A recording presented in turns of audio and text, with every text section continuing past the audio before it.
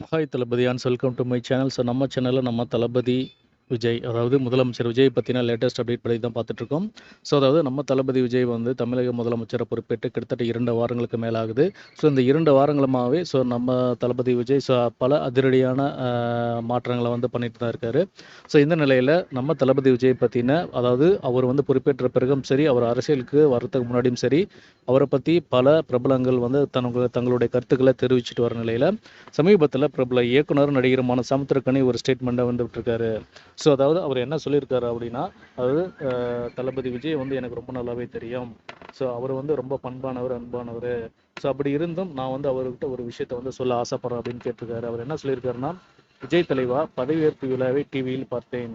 எல்லாம் சந்தோஷமா இருந்தாலும் முதல் வரிசையில் 3 பேர் இல்லாதது மட்டும் ரொம்ப வருத்தமாக இருந்துச்சு. உங்களை எதிர்க்கிறவங்க கூட நீங்கள் அன்பாய் போய் பேசுகிற மனுஷன். அதனால அந்த 3 பேரையும் நீங்கள் ஒருபோதும் விட்டு விட மாட்டீங்கன்னு நம்புறேன் தலைவர் அப்படின்னு சொல்லியிருக்காரு. யார் சொல்லியிருக்காரு அப்படின்னா, நம்ம தளபதி விஜயோட மனைவி மற்றும் மகன், மகள், அவங்க குடும்பத்தை தான் வந்து சொல்லியிருக்காரு. ஸோ தளபதி விஜய்க்கு வந்து ஒரு குடும்பம், ஒரு மனைவி, ஒரு மகன், ஒரு மகள் இருக்கிறது அப்படிங்கிறது எல்லாருக்குமே தெரியும்.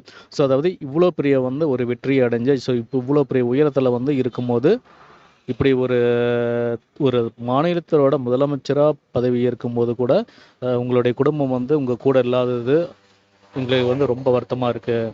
ஸோ அதனால் மக்கள் மத்தியில் நீங்கள் உங்களோட இம்பேக்டை வந்து மிகப்பெரிய அளவில் வந்து கொடுத்துருக்கீங்க. அதாவது தமிழக இளைஞர்களுக்கு உங்களுடைய லைஃப் ஸ்டைலில் வந்து ஒரு பாடமாக வந்து அவங்களுக்கு கொடுத்துருக்கீங்க. அதே சமயம் வந்து வாழ்க்கையில் வந்து குடும்பம் முக்கியம், ஸோ மனைவி குழந்தைகளும் முக்கியம் அப்படிங்கிறத வந்து உங்களை பார்த்து வந்து தமிழக இளைஞர்கள் வந்து கற்றுக்கணும். ஸோ அதற்கு உதாரணமாக வந்து இனி வரும் காலங்களில் உங்களுடைய நடவடிக்கைகள், உங்களுடைய மாற்றங்கள் வந்து இருக்கும் அப்படின்னு நான் நம்புகிறேன் அப்படிங்கிற மாதிரி திரு சமுத்திரக்கனி அவர்கள் வந்து ஒரு வேண்டுகோளாகவும் ஒரு திரைத்துறையை சேர்ந்த ஒரு நண்பனாகவும் வந்து நம்ம தளபதி விஜய்க்கு வந்து ஒரு அட்வைஸ் பண்ணியிருக்காரு.